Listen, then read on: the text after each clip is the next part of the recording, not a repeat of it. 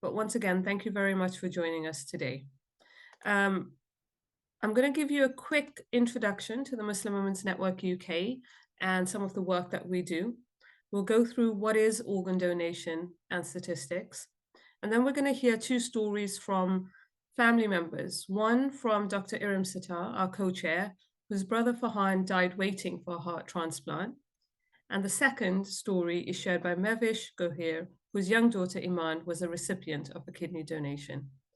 We then hear from Kathar Singh, who is a Sikh chaplain, and Sabir Rahman, who is a Muslim chaplain. Both specialize in organ donation. And I'm here to make sure we have time for questions at the end. So if you have any questions as we go along, feel free to put them in the chat or contact me directly. All the links we talk about today will be shared after the event. So, the Muslim Women's Network UK is a small national charity working to improve social justice and equality for Muslim women and girls.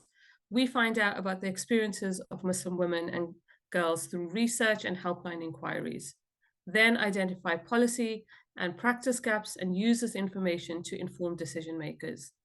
Our knowledge about the issues faced by Muslim women and girls also inform our community campaigns. And there's a range of resources available on the MWN UK website. Some of you will be familiar with the MWN Helpline, a national specialist faith and culturally sensitive service that is confidential and non-judgmental, which offers information, support, guidance, and referrals. It also provides in-depth support via caseworkers for complex cases where service users need ongoing support, which could last weeks or months, and also offers a counseling service.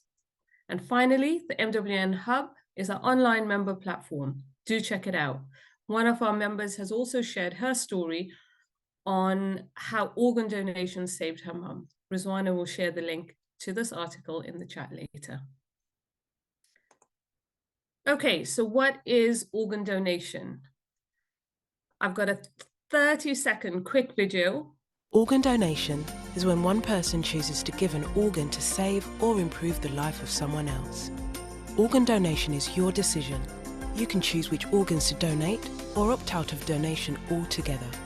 If you are Black, Asian or minority ethnic, choosing to donate could increase the chances of someone from the same background finding a life-saving match. Every organ donor has the potential to save up to 9 lives. Whatever you decide, please talk to your loved ones. Get the facts from the organ donation website to help you. So I thought rather than me running through what is organ donation, we'll go through that. But I am going to give you some statistics now. So what you see on screen are results from, or some results from the annual report on ethnicity differences in organ donation and transplantation report for 2022 to 2023. So the good news is that there has been an increase in the proportion of opt-in registrations from ethnic minority groups added to the organ donor register over the past 5 years. So more people are opting in.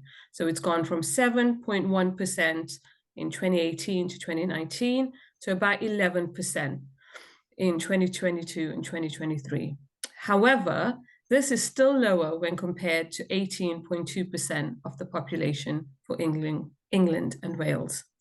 And relative to the English and Welsh population, ethnic minorities have overrepresentation in opt-out. So more people are opting out of organ donation, and that sits at 31%.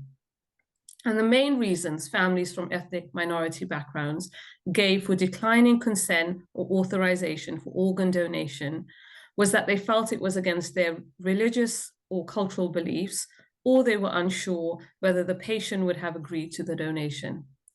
Survey results of ethnic minority groups show that not knowing enough about organ donation is also a major barrier. So this is why we're here. So if you look at the diagram on screen, I'll just pick out one of the stats. So you can see, for example, that for this period up until March 23, there were 1,106 ethnic minority transplant patients in need of transplants, but only 246 actual ethnic minority donors. Black patients wait 6 months longer for a transplant than white patients. And family and consent, as we've just said, is much lower for ethnic minority potential donors. The overall consent rate was 39% for ethnic minorities and 70% for white potential donors last year. Why this is important? Ultimately, transplanted organs are matched by blood and tissue type.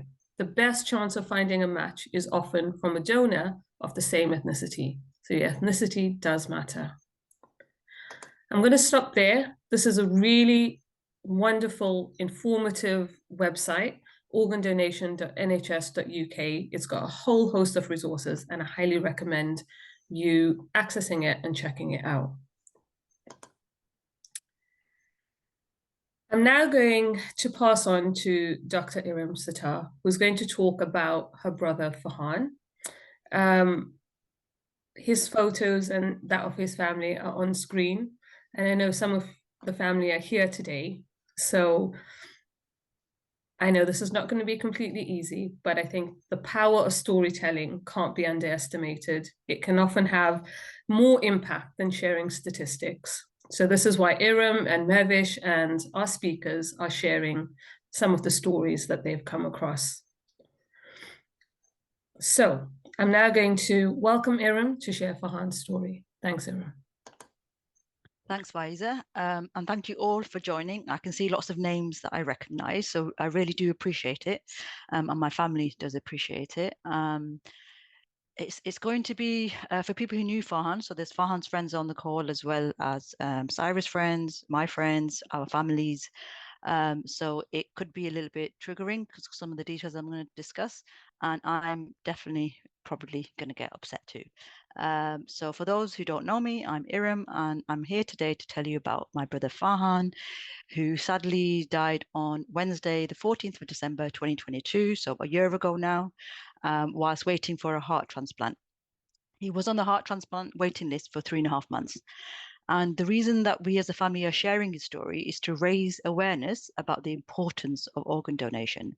I know it's something we don't think about, let alone talk about. It's hard to talk about death. We put off talking about what kind of funeral we want, where we want to be buried. We even put off writing a will. Because there's so many other things really that take priority, but death is something that will happen to us all. And Allah tells us in the Quran to think of death often.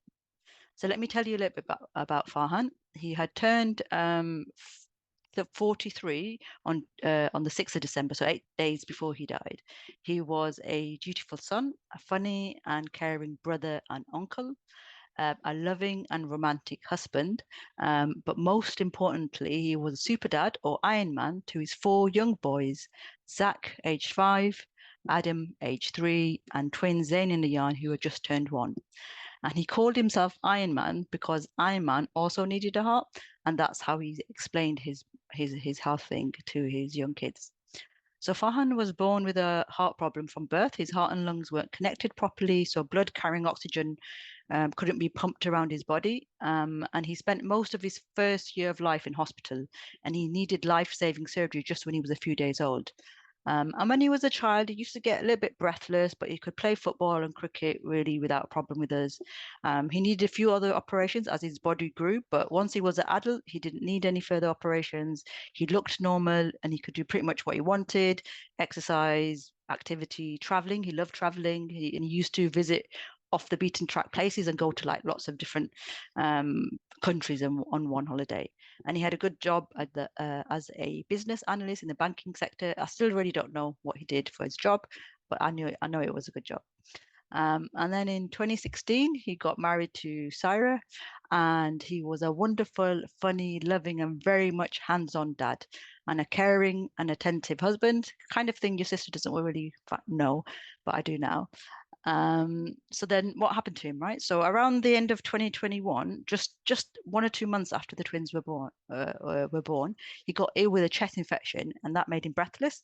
So he got admitted to hospital, and he was told then that his heart was getting weaker. Now, we knew his heart was going to get weak and fail in the future, like many people as they get older, but we thought, and we were told by the specialist doctors, that it would be in his 60s or maybe late 50s compared to late 70s for those without his condition.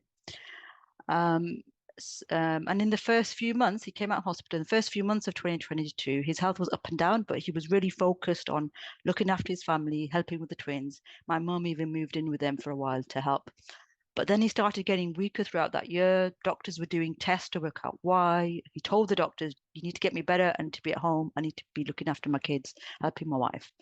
And then at the end of July, he collapsed in the kitchen at home in front of the older children, and he was taken into Manchester Hospital by a ambulance. And then just a few days later, they told him he needed a heart transplant. Now, this was a shock to us all. We thought the doctors had got it wrong. I mean, maybe I didn't, because deep down I knew that they won't say such a big thing if it wasn't real. And he needed to be transferred to Newcastle Hospital, because that's the only place in the UK that does heart transplants for his specific heart problem. But Newcastle is a 3-hour drive away from Manchester, so it's so far from any family. And before he got transferred, he got so ill that he ended up in ICU. And there were many moments that were touch and go. And the whole family had to go through all these moments with me trying to explain what was going on, being the only kind of doctor in the family. So in 2022, in August, he got to Newcastle, and I went with him, and he still needed further tests to check he was actually well enough and strong enough to survive a heart transplant. And there were so many things to consider, learn, and understand about heart transplants. There was an option of an artificial mechanical heart. It's called a VAD, or ventricular assist device. But this doesn't last as long as a real heart. It lasts around 5 years, maybe a bit longer, maybe 7, compared to 10 or 15 or even 20 years with a real heart. And the artificial heart, it runs on external batteries. So you have to wear a battery pack. He would have to wear a battery pack 24 hours a day, connected to wires from his chest to these batteries. It's not really practical with a young family and kids, right? Pulling on the wires. And if you have an artificial heart, you actually go further down the transplant list because you're not urgent anymore. You're now out of hospital, and so actually there's less chance of you getting a real heart. So what do you do? What would you do? Do you take the artificial heart that won't last as long and makes you less likely to get a heart transplant, but it's available straight away? Or do you wait for the gold standard treatment, which is a heart transplant? And Farhan wanted to be there for his family as long as he could, so he decided on to wait for the heart transplant. So he was in Newcastle from August to the day he died on the December the 14th, and he really didn't like hospitals. And I think it's because he's been in and out of them as a child when he was little. And I guess really no one likes being in hospital because it means you're ill. I actually offered to stay in Newcastle, so he had family nearby. Whole family wanted someone to be with him in Newcastle, so he wasn't alone. But you know what he said to me? He said, if you want to help, look after Syra and my children. They need you more than me right now. And if I'm so ill that I can't speak for myself, then you can come here. So that's what I did. Syra and the 4 children had already moved into my parents' house when Farhan got admitted in July. In September, I went back to work part-time. I spent 2 weeks in London where I work and 2 weeks in Manchester helping looking after the children. The whole family did everything they could. They all came together to help. We visited him on the weekends. He even didn't like us visiting every weekend because he wanted us not to bother us. Syra used to take the kids, usually the older kids, once a month.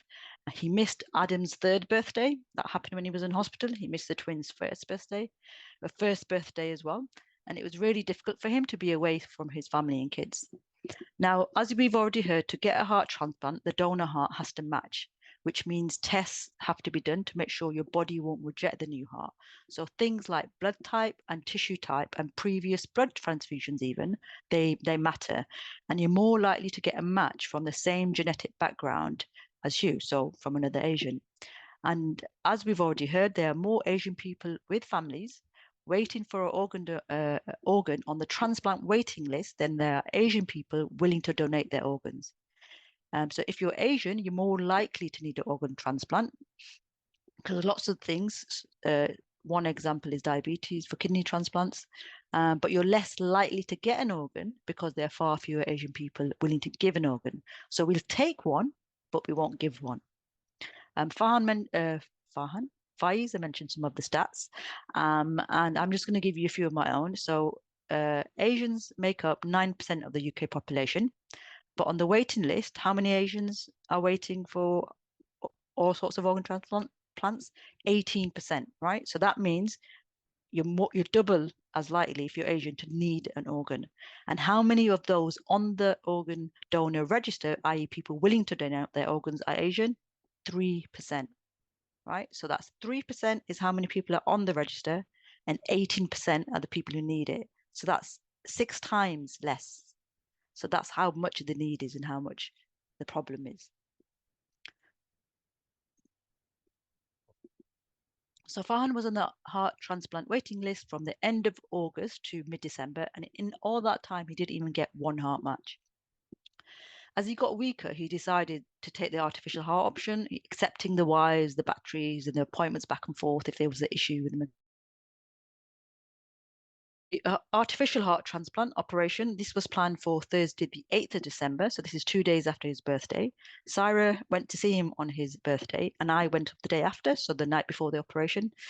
And at 8:58 p.m., Farhan texted me to say, we have a problem. He had a temperature. And he and I both knew this meant that he probably had an infection and they wouldn't be able to operate. So the night before he was going to get his artificial heart, he got an infection. That infection turned into sepsis, which is a severe life-threatening infection. It's also called blood poisoning because it spreads into the blood. They treated him with lots of antibiotics. They put him on a kidney dialysis machine to support his kidneys because they weren't really working properly. By Friday, the 9th of December, he was a bit better, and he actually asked me to get him some food because he was sick of hospital food. And he asked for mushroom soup, sushi, and passion fruit. And he really enjoyed that meal. I think that was probably one of his last meals. And apparently he said it was the best mushroom soup he'd ever tasted. So I didn't make this mushroom soup. I bought it all because I don't really cook, but it was still good mushroom soup. And then later that night, I went back to my on-site flat. So the hospital had given me a flat to stay in. And I get a call to say he was struggling to breathe. So they had to put him on a ventilator. So this means he's sedated, he's not awake, he can't talk. His doctor, who was brilliant through it all, she came in from home. They had a meeting in the middle of the night, and they decided that he needed an ECMO machine, which is a heart and lung machine. It helps to do the job of the heart and the lungs, which is pump oxygenated blood around the body. It's a big external machine with lots of tubes coming in and out, and he had to go into theatre to actually have it kind of fitted to him. So I'm waiting in the relatives room from midnight to around 3 o'clock. But it works, and he's back on the ward, alhamdulillah, and I'm able to update the whole family on WhatsApp. But I know now this is serious. Heart and lung machine means his heart and lungs aren't working. Kidney machine means that his kidneys aren't working. The doctors are worried. I'm worried. So I actually tell my family to come and visit him just in case, something happens or he doesn't make it. So it's Saturday, the 10th of December now. My family are on the way, and Farhan, he starts to wake up and he wants the tube out of his throat. And I'm a bit surprised, but really thankful and relieved. So when the family get here, he's actually awake, and they're like, "Oh, he's awake," and I'm like, "Yeah." So over that weekend, that Saturday and Sunday, he gets to speak to Syra, our mum, our dad, Rizwan, our brother, and my youngest sister Ikra. Imran, our other brother, couldn't visit because he had COVID. And it's really strange. Farhan is saying things in a way that he's never said before. He tells everyone he loves them. He says sorry. He asks for forgiveness. And later, the palliative care doctor tells me that these are the 3 things that bring people most comfort when they're dying or might die: saying, I love you, I'm sorry, forgive me. So Allah gave him the opportunity to say his goodbyes. So we're thankful for that, alhamdulillah. And then on the Monday, so this is the 12th of December now, he's a bit sleepy, he wakes up here and there, and he talks to me a little bit, but he's quite tired. And the next morning, so this is the 13th of December, the day before he dies, I'm on my way to see Farhan in ICU, and the doctors asked to speak to me in a private room, sitting down. So I know this is not good. This is what we do as doctors when we tell relatives bad news. We ask them to sit down. And there's a few doctors in that room with a nurse, and there's me, and they tell me that Farhan's condition is getting worse and they think he's dying. I can't believe it. I call my family and I tell them all, like, you need to get here. I call Cyrus family as well, tell them to come. And I tell the doctors, you have to explain what you've just said to me, to my family and Syra. They're not going to, we're not going to understand. My family, Syra, we can't believe it either. We've seen Farhan come through bad times before, and surely he'll do it again, right? Allah wouldn't take a dad aged 43 away from 4 young kids under 5. Why would Allah give him twins if he was going to die a year later? But anyway, so the doctors tell my family that Farhan is dying, and my family asked them to give Farhan more time to fight the infection, to get better, to give him a chance. And the doctors agree to this, even though they don't expect him to recover. They agree. And then it dawns on me that this is really happening, and I realize that Farhan is dying now, and now I have to manage his death and make it as a good death as can be.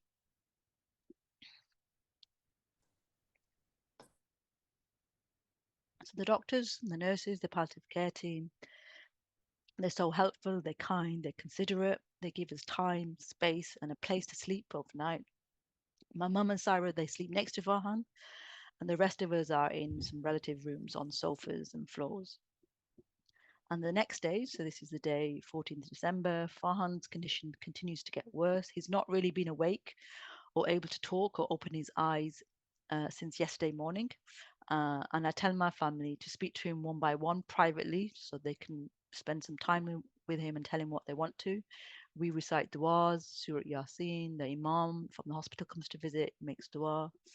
And then the time has come to let him go, to end his pain and suffering in this world. The doctors said, just tell us when you're ready and we'll switch off the machines, and then he will slowly, quietly, peacefully slip away. But they don't want to rush us, and nobody obviously wants to tell them, go and switch off the machines. But I know my brother's suffering, and we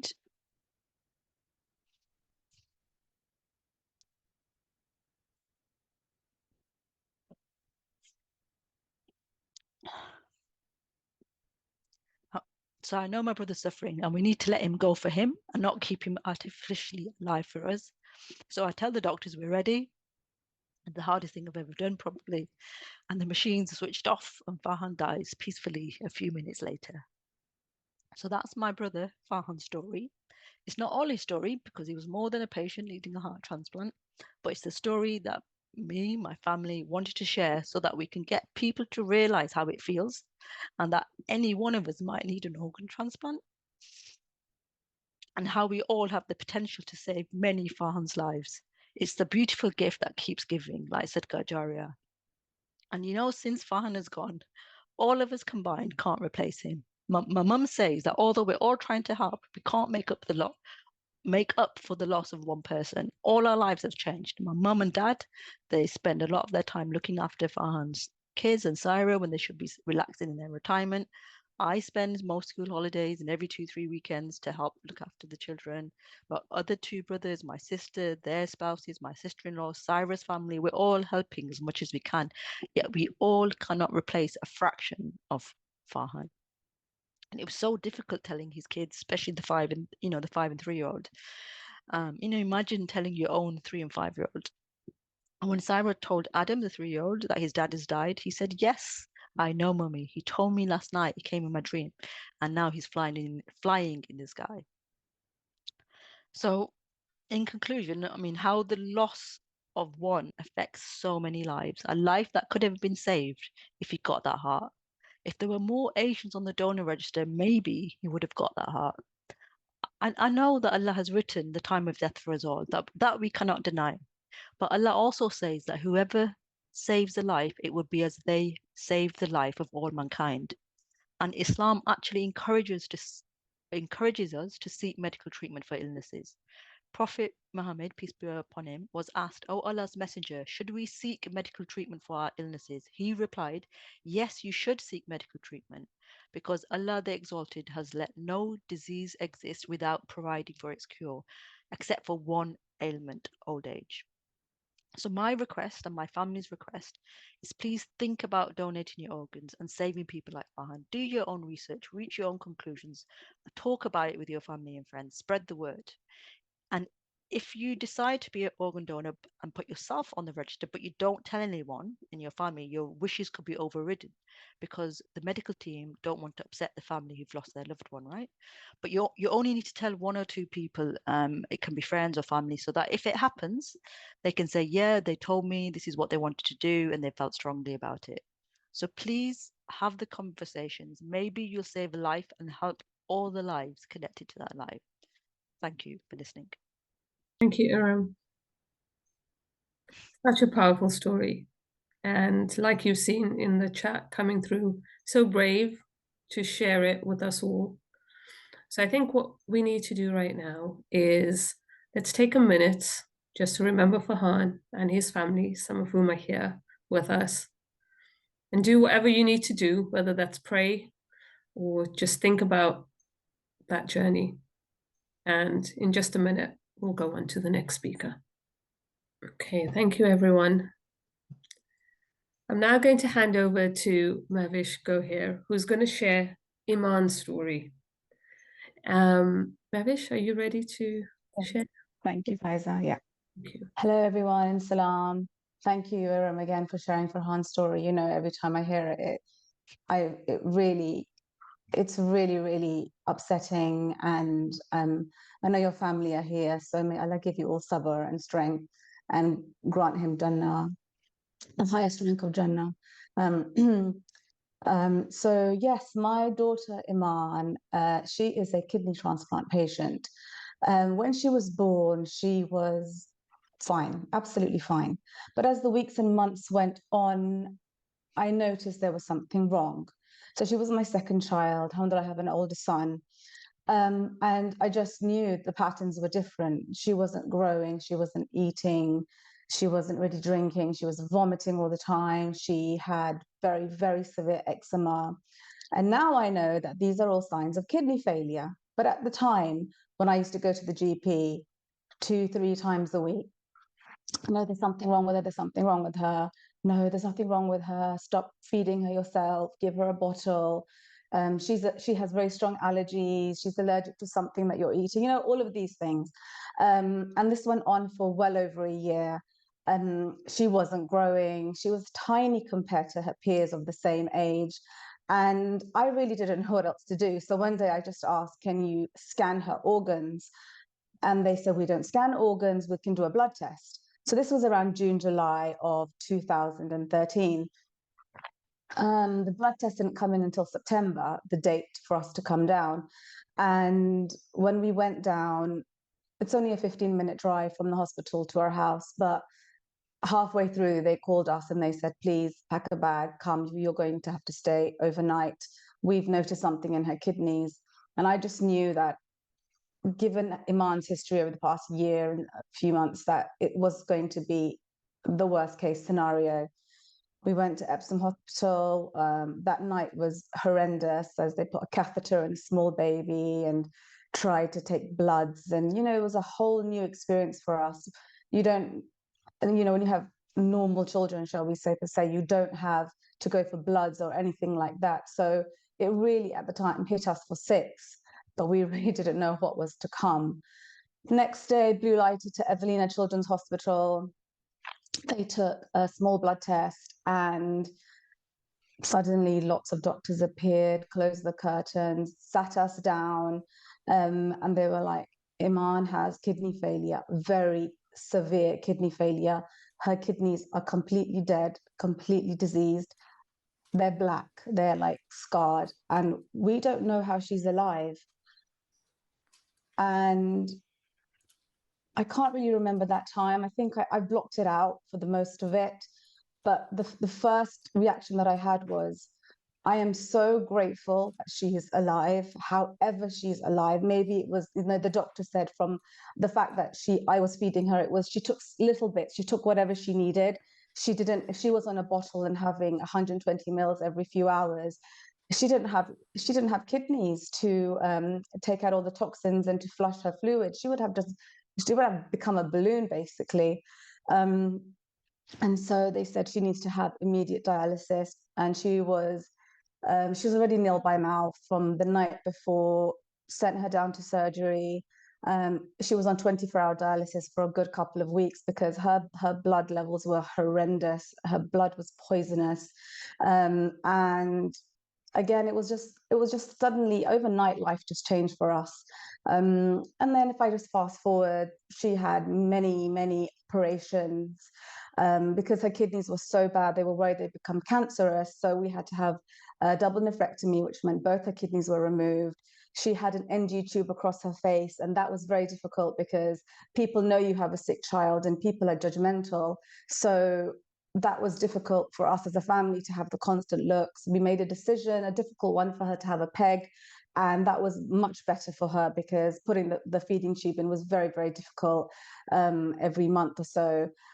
She had several operations. And then at one point, after a couple of years, her dialysis stopped working. So instead of having peritoneal dialysis, which was around her sort of abdomen area, she had to have a line around here, which was blood dialysis. And we just despaired. It was horrendous. My husband and I, we were tested, and neither of us were matches. And I knew I wouldn't be a match because when she was born, she was ill, and they had told me that my blood group and her blood group, they were arguing with each other, you know, and so that's why she was poorly. And I felt terrible because I was like, oh my God, I'm her mother and I've made her ill. And then we did a BBC appeal. Amazing people came forward. I mean, who does that? Who goes to a stranger and says, I'll give you my kidney? And people came to the hospital, they were tested, still nobody was a match. So when she was stable and she put on weight, they put her on the organ register, and we were told we're going to have a bit of a wait because, you know, Asians don't tend to give their organs, and you know, essentially you're at the bottom of the list. You're just going to have to wait your turn.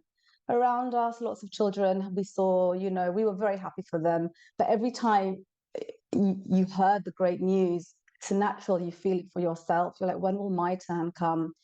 So around the beginning of February of 2013, Iman's dialysis kind of stopped working. It was working, but it wasn't effective. So dialysis only does 40% of what your normal kidneys would do. She still wasn't exactly growing and she wasn't thriving. She was just living. So it was a Thursday, and the doctor came to us and said that her dialysis is not working. We need to find another line. The Monday previous, she'd already had surgery to have her line changed. But because she was so small, it wasn't fitting properly. He said, give me the weekend. I will call you on Monday. Let's plan surgery for Monday. That Thursday night, we went to sleep, and it was like, you know what, Allah, I can't take anymore. I despair. And we were just numb from the pain. This is 3.5 years now of living in hospital, not around for my son, no life. It's just numbness. You're just in survival mode. You just live. You're not doing anything. You're just getting through the day. You just wait for nighttime to come so you can put the day behind you. And Friday morning, the phone rings, and I just knew.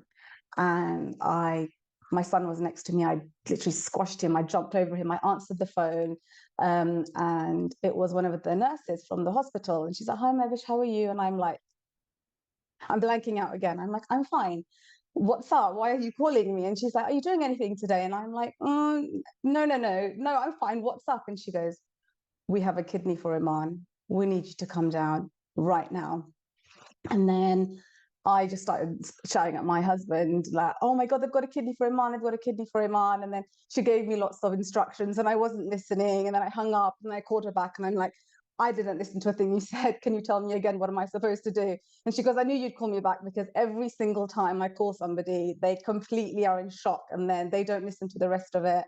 So then we went down to hospital. Because Iman had had an operation 5 days earlier, she had lost a lot of blood during that surgery and she required a blood transfusion. So the blood sample that they had at the organ donation head office was different to what was in her now.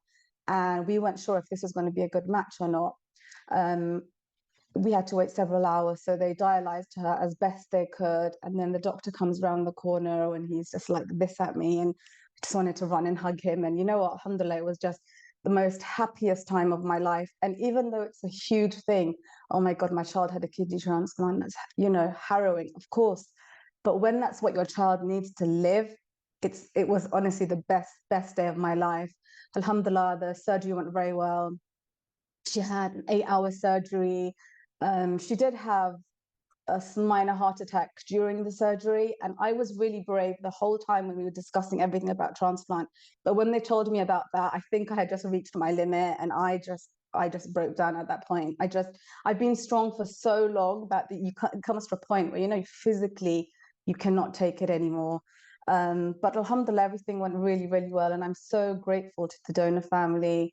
At the time, we just knew that it was a woman. She was only 36 years old. She had no diseases. Nothing was wrong with her. So we just assumed perhaps it was something like a car accident, because there was no medical condition for her to have passed away. And then, alhamdulillah, Iman, you know, has done so well. And we are so thankful. Our life changed overnight. Without that, we know what it would be, because I still have many friends whose children are either on dialysis or they've had transplants, and, you know, unfortunately the transplant's failing. So spreading awareness about something like this is so important, because I'm somebody who's benefited firsthand from it. And we do have so many cultural and religious taboos around it, but actually a lot of it is just fear mongering, and people say it because those same people who turn around and say it's haram or it's a sin are the same people who would not hesitate to take an organ if their family member needed it. So you have to do your own research and be very, very careful of who you listen to about this. Our stories they're not just stories, they are our lives. Iram's family is devastated. They could have had their family member with them, but it wasn't to be, because our culture is telling us that we can't help people. People die every day. And it's really, really sad that children's hospitals are still full, and people who could have had perfect lives are unable to, because they can't get an organ that's of no use to somebody who has died. So it's important for us to spread the message, and just to make people understand that I'm a person, Iram's a person, our brother, our daughter, these are people who suffered. And just to make people understand that it's not just like, you know, you hear organ donation and block it out. We're real people, we need help, and we want to continue spreading awareness about it. So yeah, thank you all for being here and listening to what we have to say. And I hope that our stories make a difference in your opinion about organ donation. Thank you so much, Mavish. That was incredible. Yeah, just so powerful. Again, so powerful. I want to ask you so many questions, but I'm not going to do that now, because we've got time for question and answers at the end. So if anyone does have any questions, feel free to jot them down or pop them in the chat, and then we'll come to it in a bit. Okay, so our next speaker is Kartar Singh Bring. He's the head of chaplaincy, University Hospitals of Leicester, NHS Trust and Leicestershire Partnerships Trust. NHS don't do short titles, do they? He's also the Vice President, College of Healthcare Chaplains, and Chair of the UK Sikh Healthcare Chaplaincy Group. Thank you very much for joining us. I know you had somewhere else that you needed to be, but we really appreciate your time. So I'll pass over to you now.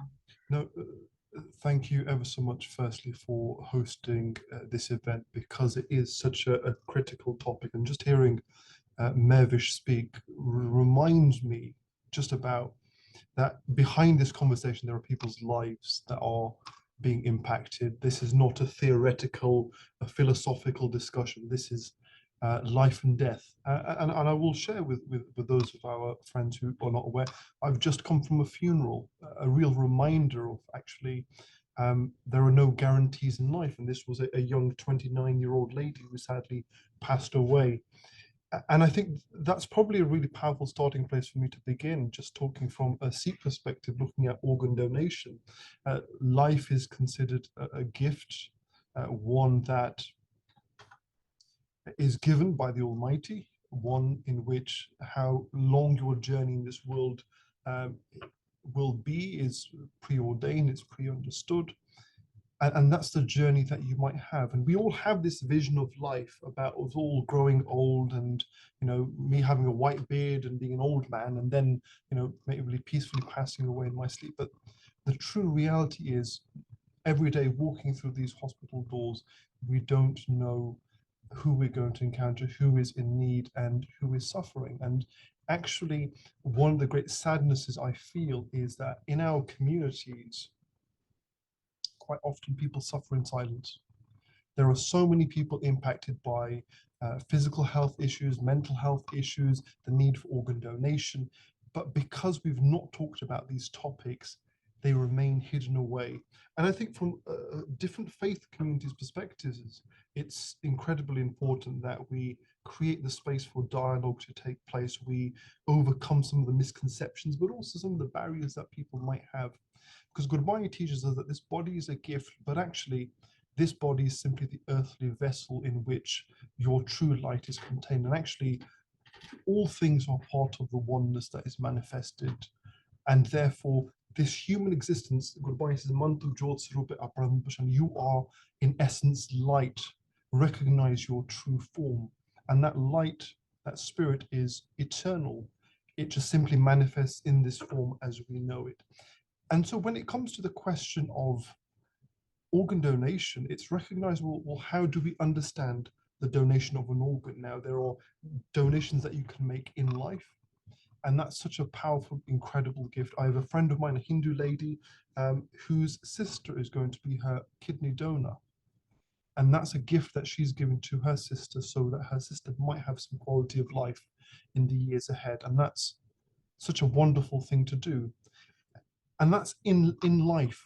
You can make a difference to someone's life and still retain a fully functioning, healthy life yourself.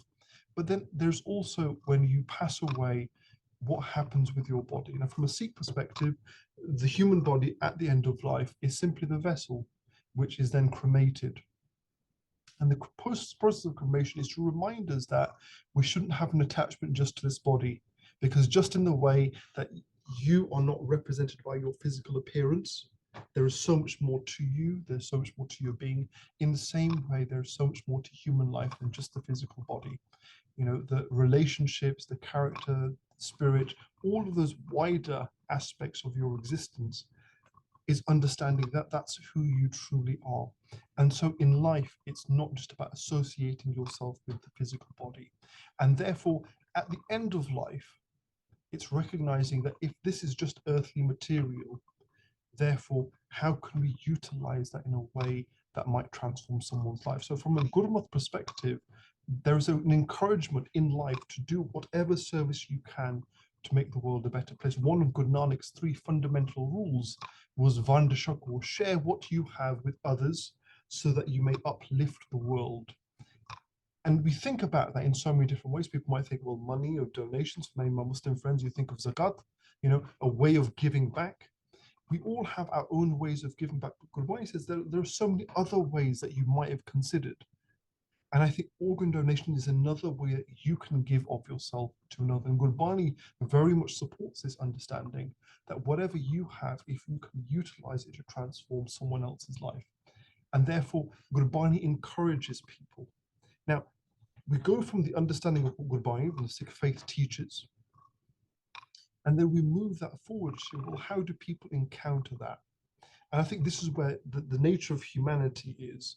Often there are topics of life and death. People often, in my experience, are not very comfortable about speaking about death. It's not something we have in common parlance. And yet, when you create a space, a safe space for people to open up and share about death, about whatever they are feeling and experiencing, often it's one of the most powerful conversations a person might have. It's a space where you can really grapple with what you might be feeling in that moment, what you might be experiencing in that moment, but also what are your wishes at the end of your life?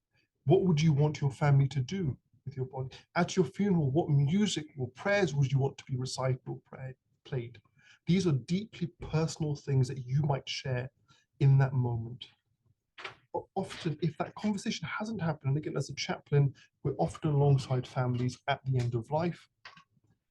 And it becomes quite difficult because if you're trying to figure out your loved one's wishes in that moment, everyone has a view, everyone has the best of intentions in their own heart from how they see what they would like to see happen. If you haven't had that conversation about what you want at your funeral, the family will often struggle. And I think the same thing exists in the culture around conversation about organ donation, conversation around death, that we don't have that space for people to have that honest conversation because death is something around the corner that we won't talk about or discuss. Because sometimes there is that, I wouldn't say superstition, but it is, if I talk about death, will I bring it upon myself? And working in hospital, I think the truth is there are no guarantees of life. And if I talk about death, it doesn't mean I'm going to die, because actually at some point I'm going to die anyway. But it won't bring about that in any sense. But I think there's a culture behind that. I think that's across, South Asian communities. I think it's across a lot of other communities as well. And that's a culture of not talking about having the conversations before we get to that point. And alongside that, I think there's a limited understanding, often fear and confusion about the process. If you're having that conversation when someone is in the process of passing away, you're switching life support off, in that space, having been alongside so many families in that moment, it's very difficult to make a decision because you're grappling with so much shock, so much trauma, so many different emotional aspects that are coming up. All of that is in place. But have you had that conversation beforehand?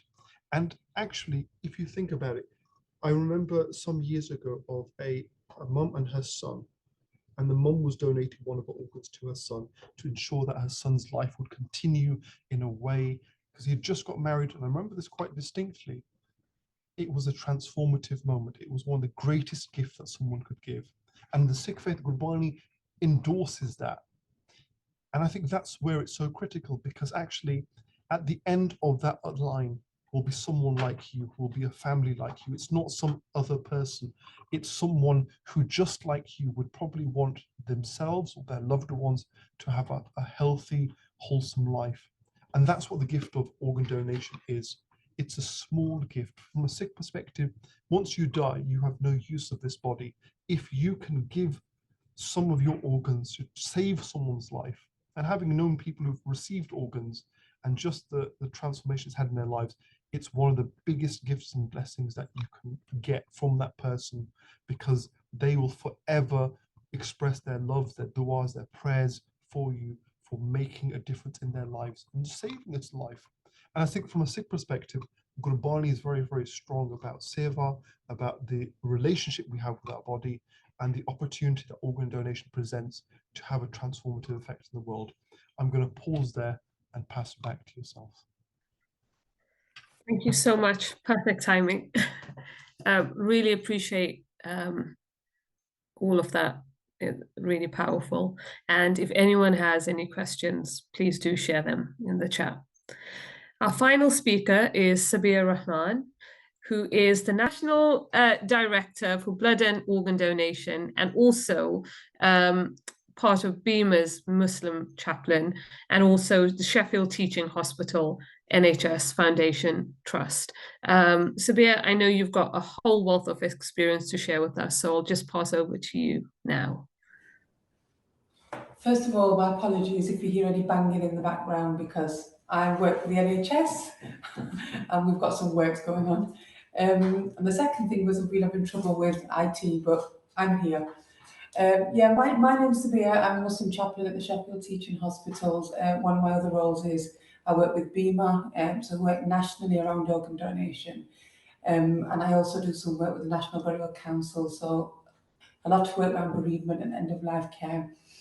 And many times we have sat alongside the families of those who have been at the receiving end, either received an organ or unfortunately not had that, that's not happened for them because they've not been able to get somebody who, a match.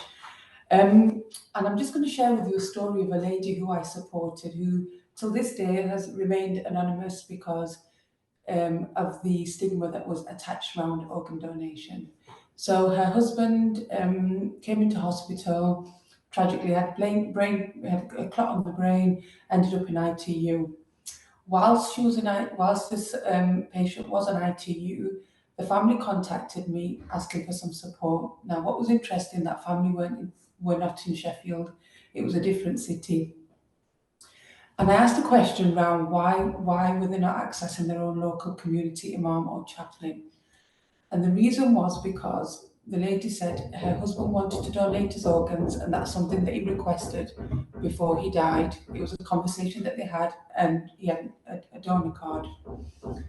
But when conversation was had amongst the wider family, they said it's something that we would never ever do. It's something that's haram, it's forbidden in Islam, and it's not something that we agree with. So that conversation was shut down with the wider family.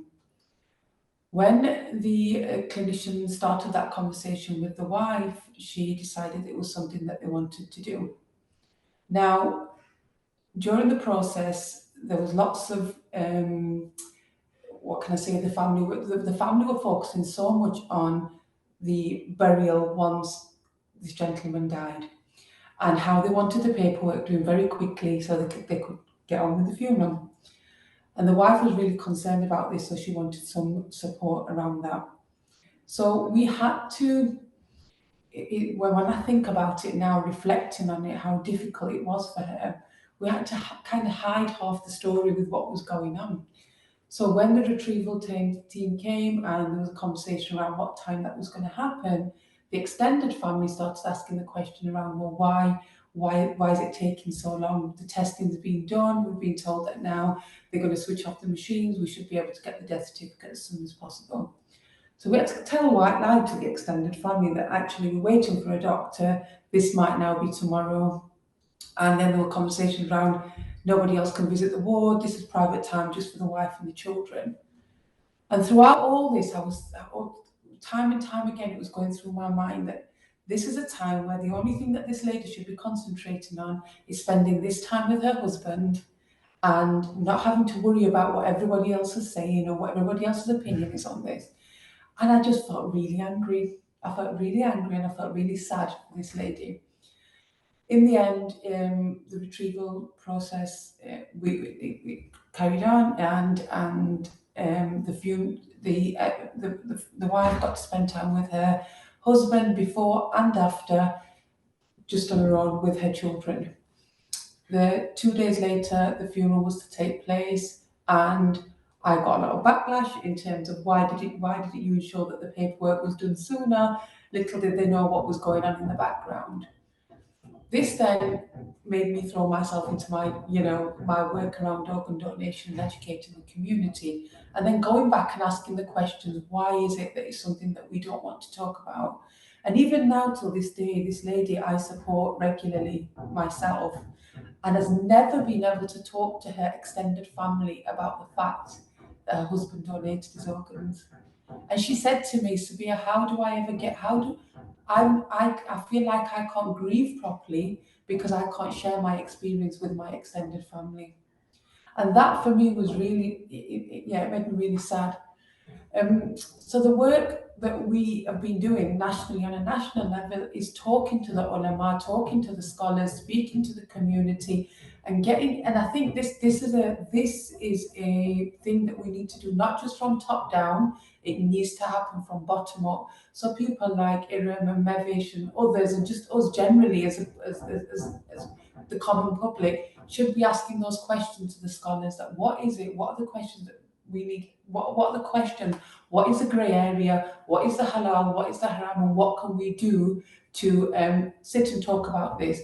Now, obviously, we know that organ donation is something is conspicuous by its absence in the Quran and in the Sunnah, and it's something that the scholars, there's ijtihad on this, so there is differences of opinion. Now, for me, the thing is that you have to go out and do your own research. Now, I'll just share my story with you a little bit now, and the reason why I'm sharing this because it relates to organ donation. I remember talking 20 plus years ago when I lost my vision in my right eye, I'm trying to remember which eye it was, and I needed a corneal transplant. And never before that did I ever think about transplantation, because we don't until it happens to us. We don't. And I remember speaking to scholars, and one particular scholar said to me that, oh well, actually it's a bit of a grey area, but yeah, it's fine. You can accept, it's fine. You can receive. Spoke to another scholar and they said no, and spoke to various scholars, and the position at the end was that, yeah, it's fine. And in my head I was thinking, well, actually, if I don't receive this now, I could potentially lose my vision in my other eye as well. In the end, I had it, but I think I had this thing hanging over my head that, well, actually, if I'm okay to receive an organ, I don't want to be a hypocrite. Am I okay? Am I also okay to donate as well? So then went on later on to speak to various scholars, and just a little bit about my background. I've got a degree in theology, but organ donation and any kind of fatwa writing, any issue, it has to be a senior mufti, somebody who's researched that. And there's lots of different positions on organ donation. But some of the questions, there were some questions that I always wondered, what is it the thing that we're more scared of? And the questions that tend to arise are things around like, let me just get them up. I've actually got a list of questions. That as our human body belongs to Allah, there is a trust. So how can we donate our organs? This is Allah subhanahu wa ta'ala has given me this way. I also have to, when I die, I have to present myself in front of Allah in the same way. Islamically, we don't dispute ownership of the human body. But that's a theological question. And then when we look at the legal, so we look at what actually, okay, that's correct. But Sharia allows humans to have a right over their body as well. And it's a site, it's something, and if it's something that can benefit somebody else, then why is it that we cannot donate an organ? And this thing about, well, actually, if we donate our organ, then that means that we're prolonging the process of us dying, and we're going against the will of Allah. No, we don't, because we're not going against the will of Allah, because that second, not a second before, not a second after, is determined when that person is going to die. So we're not going against the will of Allah. And there's a lot of misconception around that the body feels pain when we're extracting the organ. Now, there's no evidence in the Quran and the Sunnah, even though it's commonly believed amongst Muslims that a human corpse during the bathing and shrouding, that it feels pain. It doesn't. What is related to is the dignity of the deceased. So we're not just throwing around the deceased. So the way that we are handling the person who has died, that's what that related to. And then the other thing is about, oh, well, if I give my organ to somebody, then on the Day of Judgment, I am going to be risen without a kidney or without an organ, and we're told on the day of Judgment, we're not aware how we are going to be resurrected. But there is a mention that even when we're resurrected, that we will be our natural form, the way that we were born. So there's a lot of misconception. We could do a whole hour. In fact, we could do weeks on fatwas around organ donation. But what the point I'm trying to make is it's a conversation that needs to be had, because the need is great. And now more and more scholars are speaking about it, but we need to keep banging that drum home, and we as a community need to keep creating spaces so that we're talking about organ donation and things like end-of-life care and other issues that we need to raise. I always say we're very good at planning after death, but we're not good at planning towards end of life and what are the things that we want and that we need as a Muslim community. Thank you. And I'll leave it just because I've only got 10 minutes and I want to leave some time for question and answers. Yeah, and I think you've already, thank you. You've already tackled, there was a question in the chat, and so you've already addressed that one. I've also just shared in the chat to everyone the link you had shared with me from BEMA's website, which is a video on organ donation. And by the looks of it, it's a bit more expansive. It's about 20 minutes long. So I've shared that in the chat for everyone. So thank you so much to all our speakers, and especially to Iram and Mevish and their families who agreed to having the story shared. I know it's not easy, but we really appreciate it, and I think it's really important. to raise awareness of this issue in this way. Part of having this conversation was to raise awareness about organ donation. So the messages that have come through both Kartar and Sabia have been loud and strong. Speak to your family, speak to your families about this before, you know, the inevitable happens. I shared earlier the link to the organ donation website. Have a look at it, and then consider registering your organs and registering your decision. And if you have opted in to donate your organs, then Sabia's just highlighted the issue of speaking to the families, speaking to your nearest and dearest, those people who are going to be there at the hospital with you. Speak to them and make sure they know about your decision. Just wanted to say thank you very much. And if anyone's got any questions, we've got a few minutes left. I just wanted to answer Sam's question as well a little bit more. Yeah. That was in the chat. So she said, my family has always believed that we cannot be buried with any organs missing, as our entire bodies are Allah's amanat. So it is on loan to us and must be returned intact. I find this so difficult to counter any advice. So when I was kind of doing my reading and research, so there was this Mufti Zubair Butt who's written a fatwa in 2019. It's 111 pages long, and it answers every single argument. So the way I would answer that question is, when you die, you're buried, your body, your flesh disappears, your bones are there, just your bones remain. If Allah can resurrect you from bones and dust, can he not create a missing heart or missing kidney? That's, you know, Allah could, when you die and you're buried, you turn into dust anyway, right? Only your bones are left. So Allah can resurrect you, number one. Number two, my way to answer that would be that in Islam, in Islamic Sharia or jurisprudence, there's the concept of the lesser of the two evils. So let's say if you think harming or removing an organ isn't great, you know, after they've died. Let's say we agree with that. I don't, but let's say we do, right? Then, but why are you removing it? You're removing it to save a life. If you don't do it, that person will die. So out of the two, harming a body that's already gone, that's dead, removing an organ, and saving someone's life, and all the lives are connected to that, which is the most important. So in Islam, like when you can't get food for 3 days, you're allowed to eat pig. So if you are going to die, I think you're allowed to have an organ. Do you know what I mean? So for me, that's how I would counter that. And these kind of counter arguments, we're going to put like a Q&A together and send out to everyone who's registered.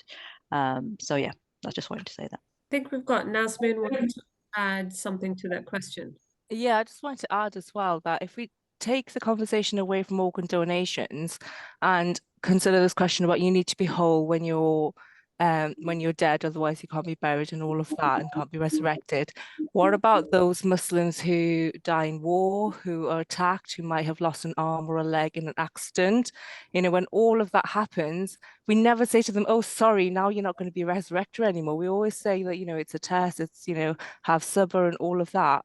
Why is it that we only worry about it when it's about organ donations, when, you know, currently we're seeing atrocities in the Middle East right now? Are we going to say to any of those victims, oh, sorry, you know, this is going to happen to you, that you're not going to be resurrected anymore? Now, we're not going to ever say that, are we? Because we know that that's not going to happen.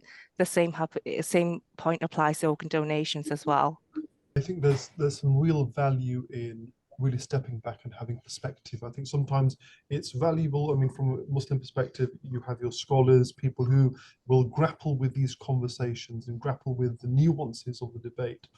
And I think that's where the detail and the understanding comes. It's by really honing into, well, what is, and I think, you know, Iram's point is well made, you know, that life that you might save, how many prayers might that person say in the rest of their life? How much good might they do? How much might they donate? How many people may they feed? That one gift that you give, almost it's exponential potentially what you can give back. And I think sometimes it's about, I think that we sometimes do a disservice to the Almighty by thinking so simplistically. In, you know, if you say in Islamic perspective, you say most merciful, the most understanding, the most compassionate. Well, let's understand what those words then mean in application to life. But anyway, that's just musings of a Sikh. Thank you. Just coming in as well, Faisal. You know, we talked about them being resurrected, organless. I always say you've got to remember that when we die, it's a whole different realm. Everything that happens after we've gone, and the day of judgment, and the way that we're going to be resurrected, it's not something that the mind can ever comprehend. This is something beyond our reach, and we need to remember that. So Allah subhanahu wa ta'ala is completely different to how things are in the world here. And how Nazneen talked about the atrocities and everything that's going on. The other thing also to mention is that when we talk about they compare it to mutilation, and that was completely different. When we talked about they referred to a hadith that talked about mutilation, and that was in the time of war, that you don't, mutilate. But you don't do that when you're taking somebody's organ. It's done in theatre, in a clinical setting, with dignity and with respect to the deceased. That's not how it happens. And I'm not saying that there isn't conditions around organ donation. Absolutely, we know there is. And we've got to keep having those conversations and keep having those conversations with the scholars, and having those. And there's going to be for and against, and it's getting people in that room and thrashing it out and seeing what comes of it. And we need to remember that, we do this work, we're doing this work nationally, you guys are doing this work nationally. But I also think that we need to break it down into communities themselves as well. We're having the webinars, we're having the conferences, but we need to tap into communities on a local scale, and whether it's youth groups, local mosques, just getting in on the ground and having those conversations. Okay, so we've got a minute left. So I'm going to give each of the speakers 20 seconds with your final thought or word or anything. I'll go to Mervish first, if that's okay. Yeah, thank you everybody so much for taking the time to be here today, and I hope we've made a difference in the discussion that we've had today. Keep spreading awareness, have the conversations, come back to us if you have any further conversations, and have a wonderful week. Tara, you next. Thanks, Mervish. Just to reiterate that organ donation, whilst it's an uncomfortable topic for so many people, there's so much that you can give back, and just have that conversation. Sometimes it's creating the space for some of these really heavy, deep conversations, but make the effort to have that, because who knows what's around the corner. If life has taught us one thing, we don't know what's going to come tomorrow. And should we need an organ from someone else, wouldn't we love it if someone was there for us? Would we not want to be that person for someone else? Thank you. Sophia? Thank you, Kata. Keep nagging, keep talking about it, keep asking the questions, and keep discussing it as a family. And the why and why not is a big question that you need to keep asking on a local level, on a higher level. Keep going right to the top, and come back down and start again, but don't give up. Thank you. Erin. So I'm going to take more than 20 seconds, Faiza. Okay, so yeah, no, I wanted to again thank you all for being here. I know it's hard, especially for people who knew Farhan, and the reason we're doing this as a family is really if we just save one life because of this talk, someone gets an organ and they get that life, and and all the lives connected to that life, that would be worth it. And already people are saying things like, oh, it's changed my opinion, I'm going to go and do this, and that's just brilliant. I just thank you so much. So yeah, I think people I didn't even think about it really. I mean, I am on the organ donor register before this happened to Farhan, but I didn't really think about it or do these awareness raising stuff until Farhan happened. And it can happen to you at any time. Don't wait till it's too late. So that's what I would say. And then the other thing I just wanted to pick up was Shazia Qureshi's put a question in that I just wanted to address. She said, I thought there was a difficulty in understanding when the point of, I think she means death is, and that the body sort of had to be alive to take the organ. So this is the concept of circularity death, when the heart stops, and brain death, when the brain is not working anymore. So it's not giving instructions to your organs to, like your heart to pump and your lungs to breathe. So in medicine, we can quite accurately say when a person is brain dead and when they're dead from a circulatory point of view. And there is a point in Islam, where they say, well, you can take it from brain dead, but not circularity death. And right now, that's fine. I would go, if you want to wait to brain death, fine. At least that's something. But from a medical point of view, the point of death is when you, like Farhan, the machines were keeping him alive. He wasn't technically dead, right? Heart was working, heart wasn't working, but blood was pumping, and he was warm. If you touched him, he wasn't dead.